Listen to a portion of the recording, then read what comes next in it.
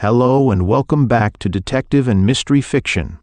If you enjoy my content, please consider hitting the like button. It's the only way the YouTube algorithm notices me. This story is a classic con artist tale with elements of crime fiction. It revolves around the themes of greed, deception, and resilience. The central character, Amos Clackworthy, a master confidence man, faces a dramatic reversal of fortune during the stock market crash. The plot explores his cunning schemes to regain his wealth, the moral ambiguity of his actions, and the desperate measures he takes to outsmart his adversaries. The narrative delves into the psychology of con artists and the lengths they go to maintain their lavish lifestyles. Mr. Clackworthy's Return, by Christopher B. Booth, author of The Moving Hand. Detective Story Magazine, June 1930. After a long absence, our old friend, the master confidence man, is with us again. At 10 o'clock on a certain Tuesday morning in November, Mr. Amos Clackworthy was a millionaire. Before 2 o'clock of the same afternoon, he owed money to his brokers. Between those frantic hours, which so many thousands of people will remember with shudders as the first day of the stock market crash, Mr. Clackworthy saw his paper profits melt and vanish, his margins swept away with such relentless swiftness that there had been no chance of salvage. Being a philosopher and a good sport, having the nerve of the gambler who can lose his last chip without losing his serenity, the master confidence man accepted this reversal of his fortunes without lament, while others who had lost less were tragically contemplating self-destruction, and some of them making this surrender to their desperation. Mr. Clackworthy merely mixed himself a highball, lighted one of his excellent cigars, and reached the immediate decision that it was time he got back to his business of trimming suckers, having himself been a sucker to the tune of a cool $1,000,000. Immediate activity was necessary if he meant to remain a tenant of this exclusive Lakeshore Drive apartment, for the November rent was due, and to pay it would reduce his bank account to an alarmingly small balance. It was an exceedingly satisfactory place to live, with a rooftop terrace and an unobstructed view of the lake, and he meant to keep it. But the apartment cost money, and Mr. Clackworthy's tastes were expensively in keeping with his abode. Money must be had, and quickly, too. The door of the luxurious living room was abruptly flung open, and James Early, the master confidence man's confederate in their many successful adventures, burst in stormily. But it was the storm of despair. Clutched in his hand was a crumpled copy of a Chicago afternoon newspaper, with the news of the stock market crash screaming across the front page. Upon his thin, lean, sharp-featured face was stamped an expression of dazed anguish, which, however, began to relax as he saw Mr. Clackworthy sitting at ease, apparently in a cheerful and carefree mood. "Good afternoon, James," said Mr. Clackworthy pleasantly. "You appear to be a trifle upset over something." James Early, upon whom the police in days past had bestowed his nickname of the Early Bird, stared searchingly at the master confidence man for another moment. A look of something akin to awe began to spread over his countenance. "Boss," he gasped out, You got out with a whole skin, huh? This here Wall Street game didn't make a sucker out of you after all. Gee, boss, you sure outsmarted the rest of this whole cockeyed world. How'd you do it?" "I didn't," responded Mr. Clackworthy. "No, my dear James, I certainly didn't." The early bird's expanding smile began to lose radiance, but, viewing the other's calmness, he could not believe that disaster had been complete. Mr. Clackworthy, James decided, had been nicked, but not very badly. "You're lucky at that, boss. Why, I seen guys down in the loop that was stripped right down to their shirts. Look at the headlines. Here's a bird that puts a hunk of lead inside the place his brains was supposed to be. Another one does a high-diving act off the Monmouth building. The streets downtown is full of people talking to theirselves, and the nut ward at Cook County Hospital is dusting off the old SRO sign. and gettin' ready to sleep 'em 3 in a bed. I hear a street sweeper sayin' to the blind dame what peddles lead pencils at the corner of Clark and Randolph that his broker had sold him out, and Lady Smoked Glasses comes back that she lost 5 centuries in radio. Everybody was playin' this crazy market, everybody, including you and me, worse luck." Mr. Clackworthy chuckled, enjoying, as he always did, the early bird's picturesque outbursts of speech, and the chuckle further falsely reassured the early bird that his friend and idol had shrewdly escaped the tidal wave of liquidation. "So, James, you've been speculating along with the rest of us?" "Yeah, and here's a laugh. A wise bozo in LaSalle Street slips me a hot tip that Zenith vacuum cleaner was going to be pushed up to 150. It vacuum cleaned me, all right. I ain't got a bean left out of the wreck, and that ain't speaking in no figurative language neither. I'm so flat, boss, that a pancake would look like Pike's Peak." The early bird stripped off his knobby English overcoat and sat down expectantly. "Oh, loosen up, boss," he pleaded. "Gimme a tell. How'd you manage to get into the cyclone cellar before the tornado struck? And why, oh why, didn't you give me a tip-off? Maybe I could have saved a part of my 27 grand. You don't seem to believe that I'm cleaned out too, James," said Mr. Clackworthy as he gently tapped 1.5 inches of ash from his cigar. "Nix on trying to hand me that stuff, boss," he exclaimed disdainfully. "Why, if you was clean, that would mean mighty near $1 million, and no guy, not even you, can say goodbye to that much dough and look like Merry Christmas.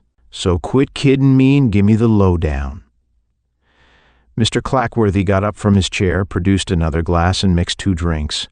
"It pleases me to discover that I am such a game loser," he said. "The truth of the matter is, James, that market prices dropped so fast this afternoon, there was no chance for any man to save himself. One stock I was in dropped 30 points in an hour and a half, the others were nearly as bad. I'm all in, down and out. James, I'm in debt to my brokers, and I wouldn't be able to pay them what I owe and meet this month's rent on the apartment." The early bird's mouth sagged open. For a moment he was like a man petrified. It was extremely difficult to fit Mr. Amos Clackworthy into any picture of poverty knocking at the door. And yet he knew now that it must really be true. Mr. Clackworthy was broke, stony broke. $1 million, cried the early bird in a shaking whisper. $1 million gone just like this. And he puffed to imitate a gust of wind. But, boss, down it too. It can't last that bad as that." The master confidence man's mouth tightened slightly. "Ah, but it is, James. I've been close to the ragged edge more than once. But never in my life have I actually owed money that I couldn't pay. It puts me in a pretty bad hole." A wobbly smile, sickly in its lack of mirth, spread over the early bird's face. For a couple of wise guys like you and me, we're certainly a fine pair of suckers. 2 nice woolly Mary's little lambs what's gone and got ourselves fleeced right down to the bare skin.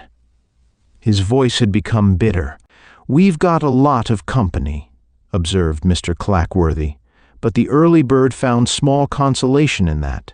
Philosophy isn't a great deal of comfort when apartment rent is due, and the figures of the checkbook stubs have been reduced to 3 figures. "It proves," said Mr. Clackworthy as he sat down again and took a sip of his second highball, "an old adage of mine, that the sucker is a sucker for one reason and one reason only, because he's trying to get something for nothing. We've demonstrated it many times. We've merely demonstrated it again with ourselves in the role of victims. We tried to take some easy money out of Wall Street. We were greedy, as men usually are when there's easy money in sight. With you, 27,000 wasn't enough. With me, $1 million wasn't enough. Both of us wanted more, and we got it. We got it," the early bird chimed in dismally, "in the place where we're both going to be wearing patches on our pants." Mr. Clackworthy finished off his highball. Perhaps, underneath his magnificent calm, His nerves needed to be bucked up. But a better tonic, undoubtedly, was the early bird's familiar note of pessimism. It was like old times again to hear this prediction of dire disaster, which was to put them on the street in rags and tatters. The master confidence man threw back his head and laughed heartily. "Where's all the comedy?" grunted James Early sourly. "Really, James, I wonder if you do expect to see me in the bread line." "What you gonna do? Answer me that." There was a challenge in the early bird's voice, although, of course, he didn't actually expect the master confidence man ever to be reduced to any such pitiful degree of destitution. "Do?" murmured Mr. Clackworthy. "That, my dismal friend, is a question easily answered. You and I are going to dust off the old bag of tricks and get back to business. Today's stock market debacle impresses me with the cheering thought of how many thousands of people there are who are trying to get something for nothing." A bright sparkle lit the early bird's eyes only to dim. "There's plenty of suckers left," he muttered, "but try and find one of the poor saps who's got any jack." Mr. Clackworthy's answer to that was to slide open a drawer of his desk and bring forth a small card index file containing the names of various and sundry persons who, unknown to themselves, were candidates for election to membership in the master confidence man's own private lodge, the Ancient Order of Suckers. From out of the little magic box, which Mr. Clackworthy called a prospect list, there came the name of a certain Mr. Alonzo Prindivale. Upon the card devoted to Mr. Prindivale, there appeared such information as the master confidence man might find useful in his particular field of endeavor. By a series of cryptograms, a great deal was contained in a small space, and Mr. Prindivale would not have felt flattered to have heard this condensed biography translated to its full meaning. Alonzo Prindivale was a downstate banker in a town which bore the family name. It was a small town and none too prosperous, but Alonzo Prindivale was prosperous, amazingly so, considering his limited opportunities. By greedy dollar-grabbing and parsimonious nickel-nursing, he had become a very rich man. He owned half of Prindivale and had a mortgage on the rest. 3 days after the stock market crash, having raised a small amount of working capital by various and sundry means, Mr. Clackworthy arrived in Prindivale on the evening train. It was raining, and this added to the dismal outlook from the railroad station platform. A block-long procession of shabby buildings across the tracks, headed by the only 3-story edifice in town, the Prindivale House. There was no hotel porter on hand to look after the luggage of arriving guests. Mr. Clackworthy picked up his bag and started across the street, which was poorly lit. His foot splashed deep into a puddle of muddy water. The city fathers of the incorporated town of Prindivale were evidently not spending tax money on any such modern nonsense as pavements. "I'll say," grunted the master confidence man, "that anybody who can make $500,000 in a town like this is good." He smiled grimly. "The greedier they are, the better I like to take 'em." Like its exterior, the lobby of the Prindivale House was shabby and unpretentious. That's what lack of competition does to a business sometimes. A man behind the desk surveyed Mr. Clackworthy with a listless gaze. The lines about his face bespoke bitterness and a state of helpless rebellion. He spoke no words of cheering welcome, knowing full well that his guests came to him because it was the only place to stop and that they would depart at the earliest possible moment. Professional glad-handing would be just so much energy wasted. Mr. Clackworthy signed the register in his crisp, compact, business-like handwriting. "A room with a bath," he said, and got a quicker answer than he could have reasonably expected. "Can't give you no room with bath, mister. Got just one, and Mrs. Prindivale has got that." "Prindivale?" murmured Mr. Clackworthy. "Do you happen to mean the wife of Mr. Alonzo Prindivale?" "Uh-huh." Even a grunt may contain a quality of voice which gives an index to a man's feelings, and the master confidence man knew instantly that the proprietor of the Prindivale house disliked the lady in question. More importantly, however, Mr. Clackworthy was immediately concerned as to the reason why Mrs. Prindivale was living at the hotel without her husband, or for that matter, why she was living in the hotel at all. This didn't look so good. It offered a discouraging possibility that Alonzo Prindivale was no longer to be listed among the living, that Mrs. Prindivale was a widow. And Mr. Prindivale? Dead, said the hotel proprietor briefly, sourly, and thus was Mr. Clackworthy informed that he had wasted a tiresome train journey and $12 in railroad fare, to say nothing of the unattractive prospect of sleeping in one of the Prindivale house beds, which he was sure would be uncomfortable. Well, that's that, thought Mr. Clackworthy with the philosophical resignation with which he characteristically met such annoying adversities of circumstance. Aloud he said, "So Alonzo Prindivale has passed from your midst. The community must find it a distinct loss. It will be hard to replace such a leading and, influential citizen." The proprietor of the Prindivale house made a wry grimace. Perhaps he was unconscious of it. "Not so hard as you'd think, mister. The only difference is that this here town of ours is being bossed by a skirt 'stead of a pair of pants. I guess if the truth was known, it's been bossed by the same skirt all the time. Anyhow, it's just the same as it was before, only more so." Again there was that note of bitterness, but he suddenly stopped talking as a half-frightened look leaped into his eyes.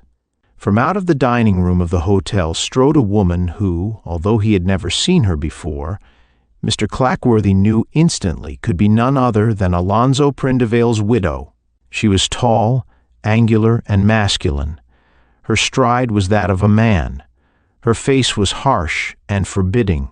Her eyes were as cold as those of a dead fish, and her dominant jaw jutted out beneath a thin-slitted, tightly clamped mouth. The proprietor of the Prindivale house smirked and bobbed his head. "I hope you enjoyed your dinner, Mrs. Prindivale. The soup was cold, the beef was tough, and the coffee vile," answered Mrs. Prindivale acridly, and with that she strode her masterful way across the lobby and vanished through a door which led to the stairs. "What a pleasant person she is to have around," murmured Mr. Clackworthy. "Nothing ever suits her," mourned the hotel proprietor. "She ain't happy unless she's snapping at somebody. If the soup is served hot, she reads a paper until it gets cold, just so she'll have something to kick about. I buy a special brand of coffee, 60 cents the pound, and have it made special, but she always complains about the coffee, too.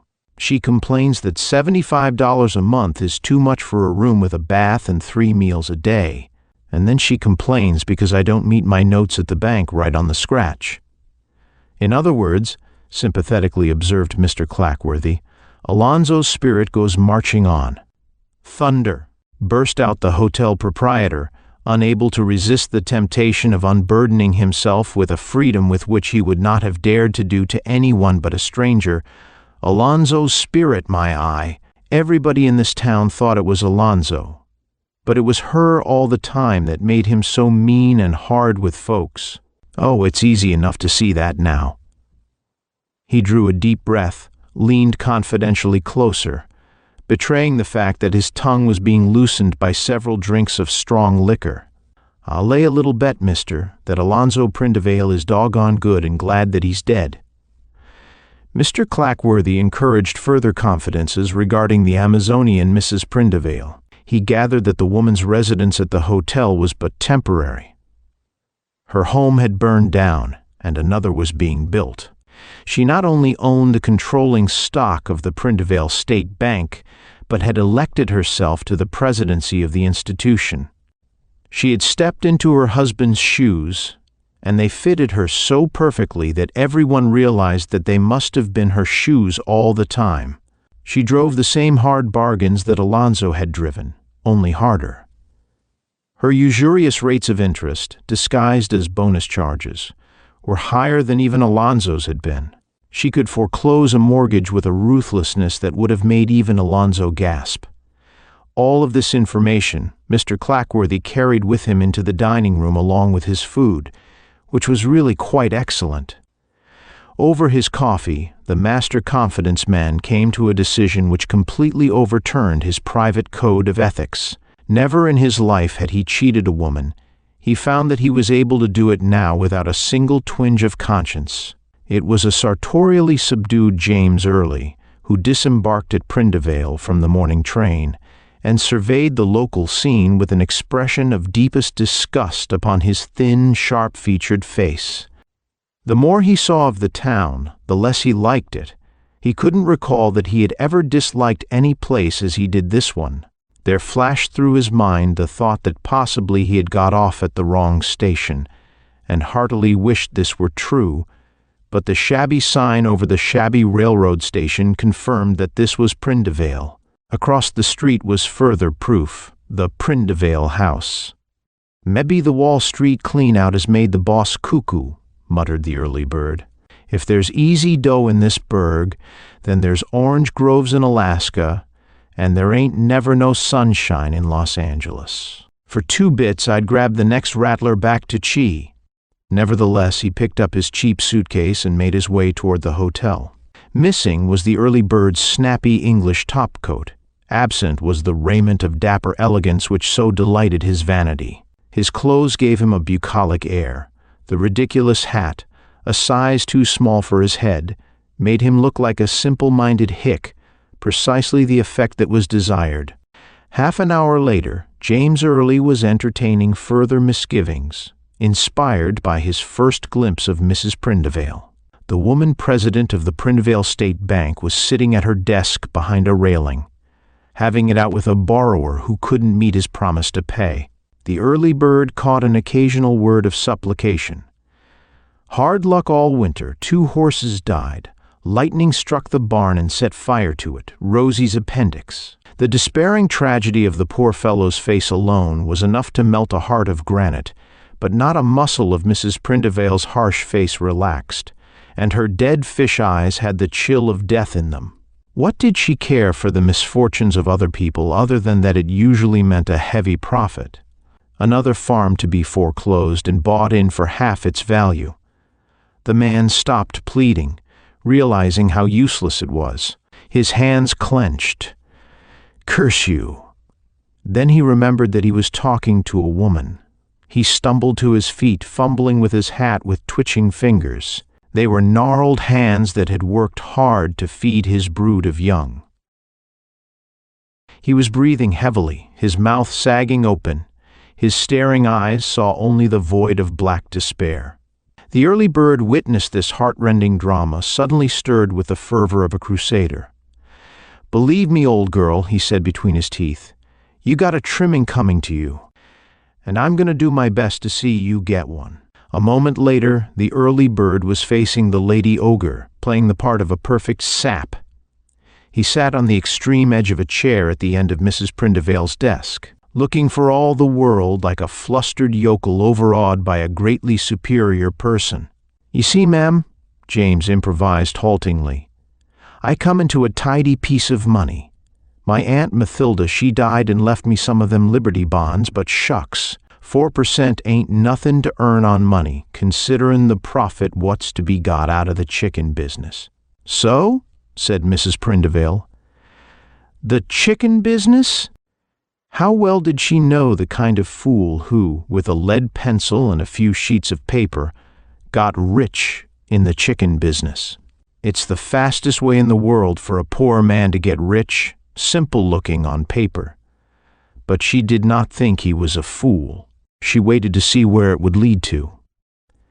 "Yes'm," the early bird went on eagerly. "There's a sight of money to be made out of chickens. I got it all figured out, and there ain't no way to lose. Why, ma'am, with eggs sellin' up to 70 and 80 cents a dozen, it's a purty ornery kind of a hen that won't make a clean profit of $10 a year. Now multiply that by 1,000 layin' hens. Do you want to borrow money?" broke in Mrs. Prindivale bluntly. "I got money without having to borrow it, ma'am. You see, I was just looking for a bit of advice about buying a farm to raise chickens on. I thought maybe you knew of some place that could be had reasonably." Mrs. Prindivale perceptibly thawed. A smile appeared on a face that nature had not fashioned for smiling. "Oh yes, I see, Mr. Early's my name, ma'am. Well, Mr. Early, the bank is not in the real estate business, but upstairs is the realty office of a man I can personally recommend. Mr. Kit undoubtedly has some bargains in farms, and he'll treat you right. Go up and see Mr. Kit. You can place full dependence on any representation Mr. Kit makes to you. If you want any more advice, I'll be glad to help you." The early bird got to his feet, thanking Mrs. Prindivale profusely. Hardly had he gotten through the railing gate when the female bank president was reaching for a private telephone that connected directly with the real estate office of Mr. Kit upstairs. "Listen, Kit," she said in her hard metallic voice. "A man named Early is on his way up, wants to buy a farm and raise chickens. Looks like a good chance to unload the Tuccio place." "What was the figure we bought it for?" "1,500, answered Kit. "Something tells me this man Early can be induced to pay 5,000. Mr. Kit gasped over the wire. Had he not been in such mortal fear of Mrs. Prindivale, he would have told her that she was crazy to expect a price of $70 an acre for the rocky, worn-out Tuccio farm. He himself hadn't yet seen what a simple-looking sap he had to deal with. "I'll try," promised Mr. Kit. "Start at 6, commanded Mrs. Prindivale, who believed that a fool and his money were soon parted, and the sooner the better. It would have been a mistake for Mr. Clackworthy to act too quickly, so anxious as he was to recoup his finances. He quietly remained in Chicago and frequently smiled over the mental picture of the early bird in the role of chicken farmer, surrounded by cackling hens and crowing roosters, and the early bird going right ahead with the building of poultry houses just as though he meant to stay in the chicken business all his life. With equal frequency thought of Mr. Clackworthy arising each morning amid the supercomforts of the Lakeshore Drive apartment. But James's resentment was not so great as might be imagined, for he had another picture, that of Mrs. Prindivale putting the screws on the poor devil who couldn't meet his mortgage. A week and some odd days after the early bird had purchased the Tuccio farm for 3 times what it was worth, the master confidence man returned to Prindivale. Towns of this size are always curious about strangers, especially those who keep their affairs strictly to themselves. Mr. Clackworthy looked important. Even in Chicago, people would turn and stare after him as he walked along the street. Mr. Clackworthy made himself a man of mystery. Each morning, after breakfasting at the Prindivale house, he would go down the street to Bud Seabrook's auto livery and have himself driven out into the country. He would take along an empty canvas bag, always empty when he started and full when he returned. He never explained what it contained, and Bud Seabrook, extraordinarily adept at prying information out of people, went nearly crazy trying to figure it out. All he knew was that the mysterious stranger would suddenly order the car stopped with a curt "wait here," and go striding across some farmer's field with his empty canvas bag. Mr. Clackworthy might be gone an hour, he might be gone 4 hours.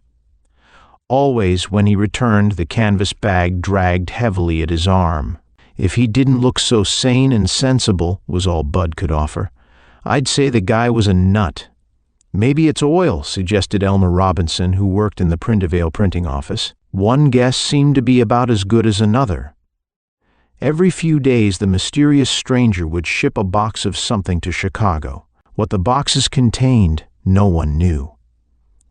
Mail arrived for Mr. Clackworthy, a letter a day in a long, heavily sealed envelope.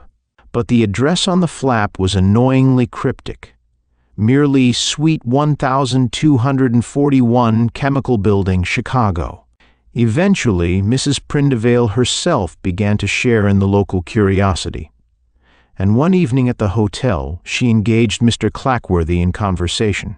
She found him a pleasant gentleman willing to talk about anything except his own affairs. While speculation was at a fever pitch, Mr. Clackworthy received a telegram. Apparently it was urgent, for he packed his bags in haste and departed on the evening Chicago-bound train. He didn't say when he would return, if at all, and the town of Prindivale decided he never would, for almost a week passed, and he hadn't come back. Apparently the mystery would remain forever unsolved, but, of course, Mr. Clackworthy did return. Another trip into the country, this time in the vicinity of the Tuccio farm, a neighborhood which he had already visited more than once. And that evening he called upon Mr. Kit, the real estate dealer whom Mrs. Prindivale dominated. Mr. Kit was a smallish man with a sharp mind and a weak chin. He had shrewdness but no courage, the sort who can never be anything other than an understrapper. Overawed by Mr. Clackworthy's magnificent presence, palpitating with an eager but timid curiosity, he waited to see what had brought the impressive and mysterious stranger to his shabby realty office. "Mr. Kit," the master confidence man began briskly, "I want to begin by saying that I know how closely you are associated with Mrs. Prindivale." Mr. Kit raised his hand to his throat and toyed with his protuberant Adam's apple. "Why, that is," directness of speech was not his way. "I am fully aware," went on Mr. Clackworthy, "just what that association is, and you're mighty poorly paid for what you do. I am here to offer you a chance to make $1,000 as my agent. Did you ever get $1,000 in any deal in which you represented Mrs. Prindivale? The answer, Mr. Kit, is no." Mr. Kit licked his lips avidly. "I want to buy a piece of property that belongs to Mrs. Prindivale," pursued the master confidence man. "It's an 80-acre farm legally described as the southwest half of the northeast quarter of Section 41, Range 15 East. I want to buy it without Mrs. Prindivale knowing I'm buying it." Mr. Kit took down the county atlas and turned the pages to Range 15 East. His eyes sought the description Mr. Clackworthy had given him. His mouth sagged open. "Why, that," he gasped. "That's the farm." But the next instant his teeth had clicked together like the snap of a steel trap, and the master confidence man pretended not to notice. Mrs. Prindivale's money bought it in at a foreclosure sale 3 years ago for $1,500. The title stands in the name of Oscar Biddle, who, I know as well as you do, is only a dummy for Mrs. Prindivale's transactions. Mr. Kit thought it wise to withhold the information that the Tuccio farm had passed from Mrs. Prindivale's control. He meant to find out, if possible, what the prosperous-looking stranger wanted with a worn-out farm. Why had the local man of mystery picked out the Tuccio farm after weeks of roaming through the country? There must be money in it, big money, perhaps, for Mr. Clackworthy. One instinctively felt wouldn't be interested in any other kind of money. "You wasn't mebbe thinking of farming the Tuccio place?" said Mr. Kit. "I wouldn't hardly have took you for an agriculturist." "Never mind about that," retorted the master confidence man. "I want to buy that 80 acres. Its saleable value is something like $2,500. Mrs. Prindivale ought to be satisfied with that, but probably won't be. I'm willing to give $5,000. You get it at $5,000 for me, and the difference is yours." Mr. Kit had difficulty in controlling the muscles of his face. True, a simple-minded sap by the name of Early had paid $5,500 for the Tuccio place, but Mr. Clackworthy was not, by any possible stretch of the imagination, simple-minded. If this canny man of the world was willing to pay $5,000, it was worth more, undoubtedly, a good deal more. Why? Why? That question shouted through Mr. Kit's rather bewildered mind, and without any answer. "I reckon, sir," he said when he could trust himself to speak calmly, "you got land values held too cheap.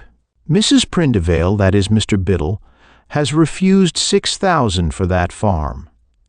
Mr. Clackworthy's eyes narrowed accusingly.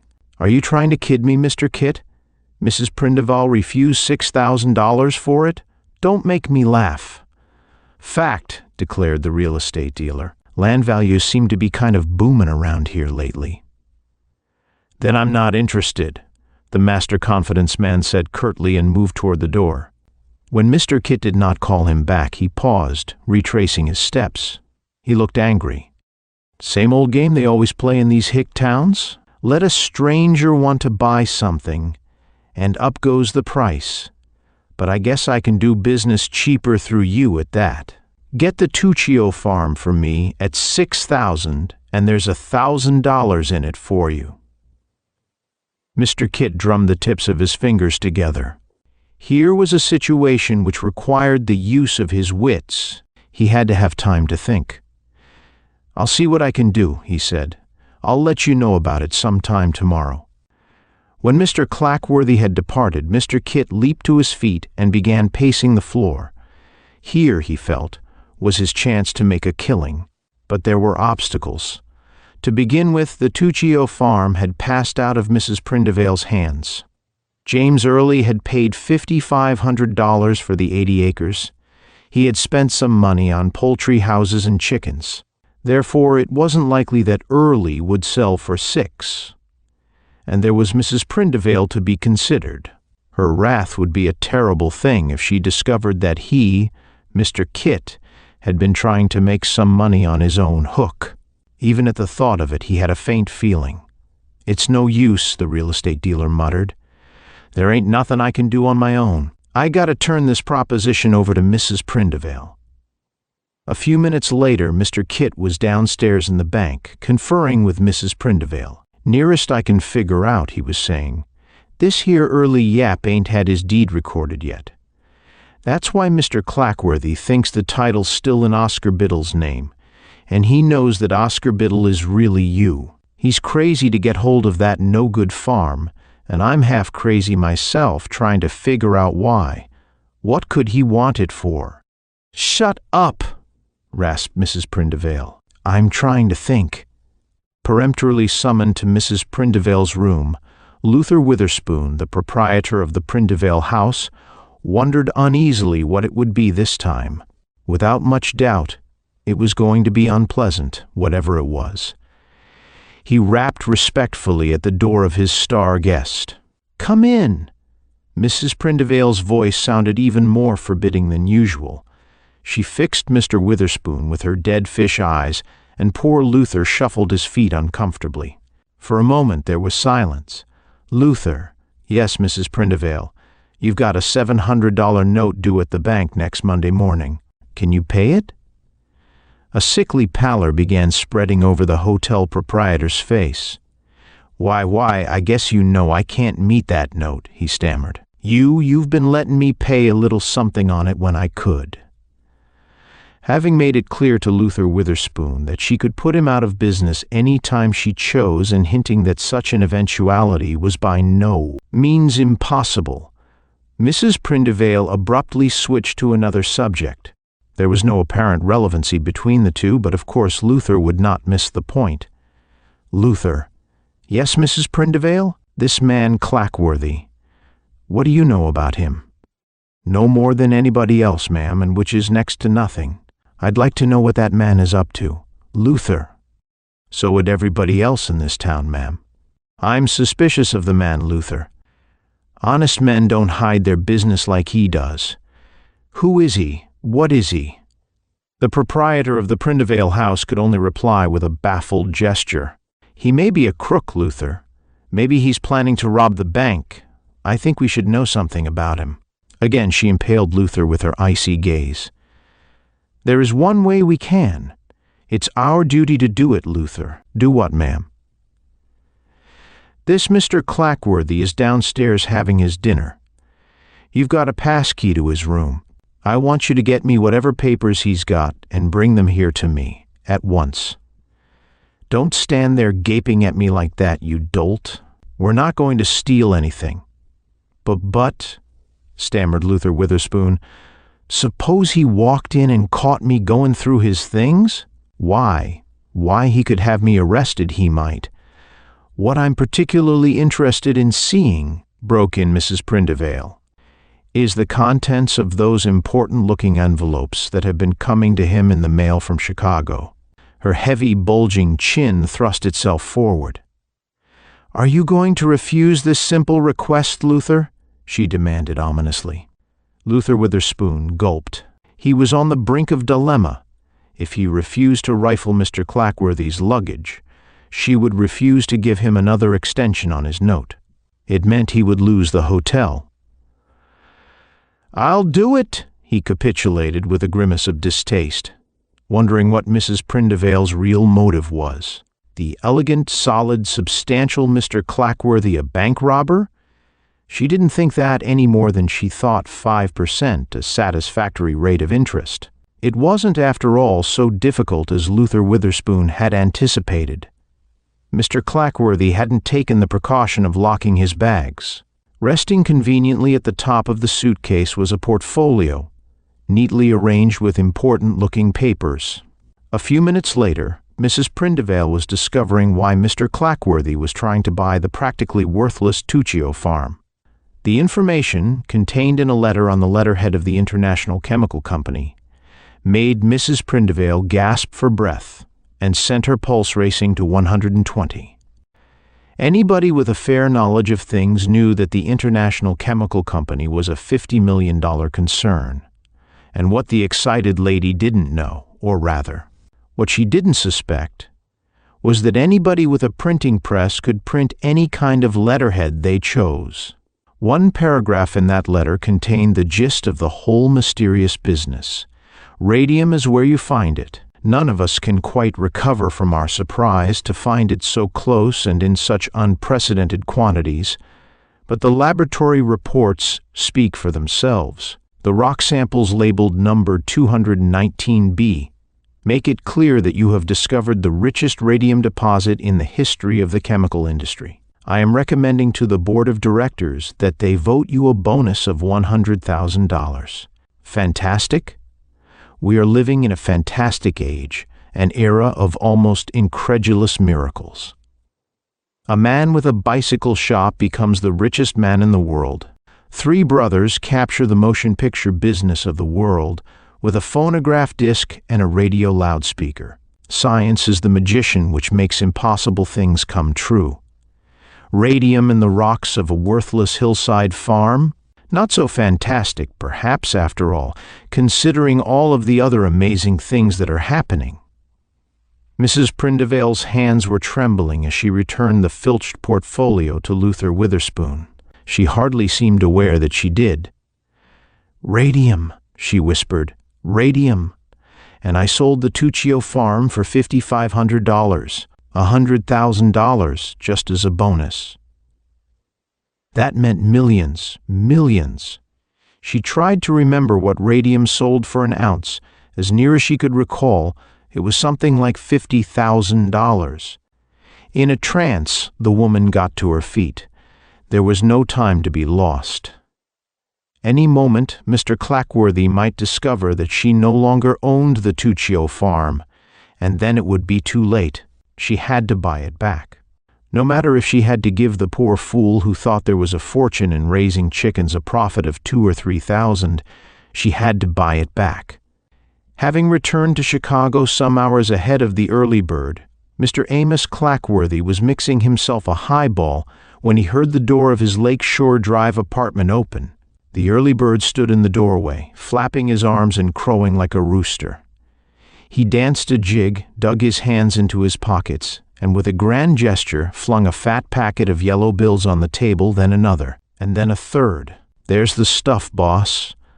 30 grand, 30,000 smackers. Who says there ain't no money in the chicken business? I wasn't called the early bird for nothing, huh? Never has it been such a pleasure to take money from anybody. Oh boy, wouldn't I give something to see that female Shylock's face when she gets tired of waiting for you to come back and buy the Tuccio farm for $2 or $3 million, and phones the International Chemical Company and is told they'd never heard of Mr. Clackworthy, and that there's about as much radium in her rocks as there is in an old shoe. Oh, ain't she gonna be one mad lady when she finds out we put the B on her?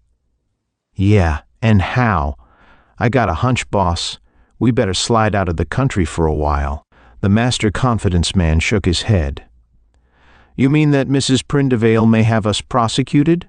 "No, my dear James, I anticipate nothing like that. Not even for $30,000 would she let that hick town know she's been a sucker.